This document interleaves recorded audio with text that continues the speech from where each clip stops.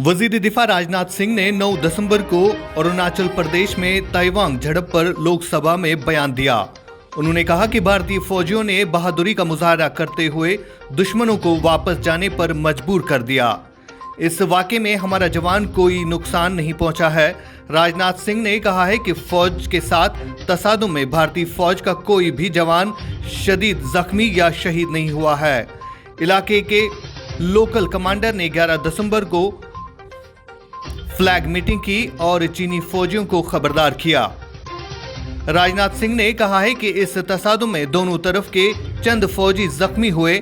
मैं इस ऐवान को बताना चाहता हूं कि हमारा कोई भी फौजी हलाक या कोई शदीद जख्मी नहीं हुआ है। सबसे पहले सुनिए कि राजनाथ सिंह ऐवान में क्या कुछ कह रहे हैं। आदरणीय अध्यक्ष महोदय, मैं इस गरिमामयी सदन को अरुणाचल प्रदेश के तवांग सेक्टर में हमारी सीमा पर 9 दिसंबर 2022 को हुई एक घटना के बारे में अवगत कराना चाहूँगा। 9 दिसंबर 2022 को पीएलए ट्रुप्स ने तवांग सेक्टर के यांगसे एरिया में लाइन ऑफ एक्चुअल कंट्रोल पर अतिक्रमण कर स्टेटस को एक तरफा बदलने का प्रयास किया। चाइना के इस प्रयास का हमारी सेना ने दृढ़ता के साथ सामना किया है अध्यक्ष महोदय, और इस फेस ऑफ में हाथापाई भी हुई है।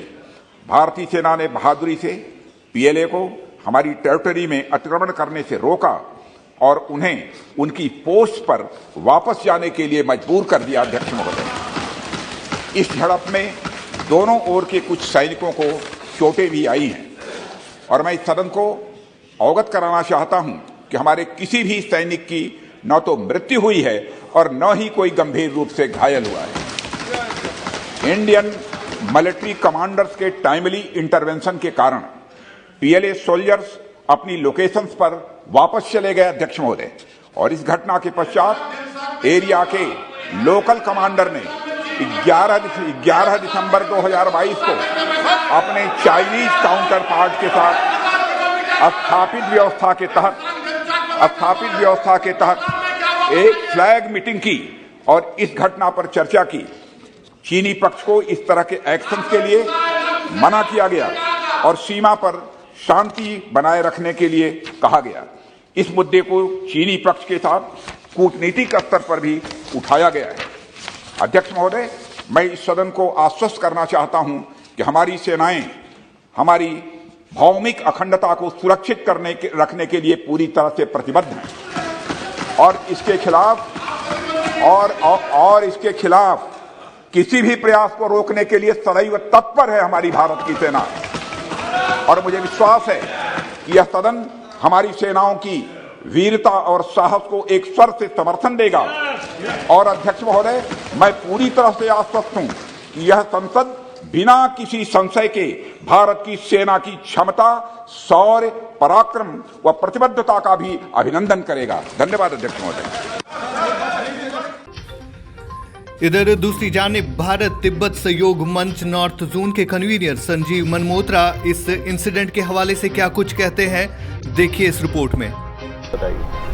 ऐसा है कि पिछले दिनों मेरे को बुमला में जाने का सौभाग्य प्राप्त हुआ, तो वहाँ पे हमने ये देखा कि हमारा जो वहाँ पे बॉर्डर है और चाइना का, तिब्बत का बॉर्डर जिसको हम कहते हैं, चाइना का नहीं कहते, तो बिल्कुल वहाँ पे हमारी फौज और चाइना की फौज आमने सामने के चौकियों में आमने सामने है। और 16 में भी मेरे को जाने का वहाँ सौभाग्य प्राप्त हुआ, तो उस समय जो वहाँ पर बुमला जाने का रोड बिल्कुल कच्चा था। तो आज 16 के बाद आज 22 को हमें जाने का जब गए तो वहाँ पर देखा कि हर मोर्चे जो चाइना के साथ हमारी चौकी है वहाँ तक रास्ता पहुँचाया जा रहा है और कई रास्ते कंप्लीट भी हो गए। तो जो हमारी स्थिति है वहाँ पे हमारी फौज की, वो वहाँ पे औलाद की तरह हमारे फौजी भाई वहाँ खड़े हैं। और चाइना का जब हमारे वहाँ फौजियों से बात हुई, आर्मी के जवानों से बात हुई, अफसरों से बात हुई, उन्होंने यही कहा कि हम किसी भी परिस्थिति में चाइना का मुकाबला करने के लिए यहाँ तैयार हैं। तो उसी का जवाब जो परसों 9 तारीख को जो अटैक हुआ चाइना का और उसको खदेड़ा गया, तो यही था कि हमारी जो भारतीय सेना वहाँ तैयार थी, तो तभी जो घुसपैठ चाइना नहीं कर सकी। वहाँ का उनका एक वो भी था कि ये 1962 वाला भारत नहीं है, ये 2022 वाला भारत है, जो मोदी का भारत है। और हम पूरी तरह से भारतीय सेना चाइना का जवाब देने के लिए तैयार हैं।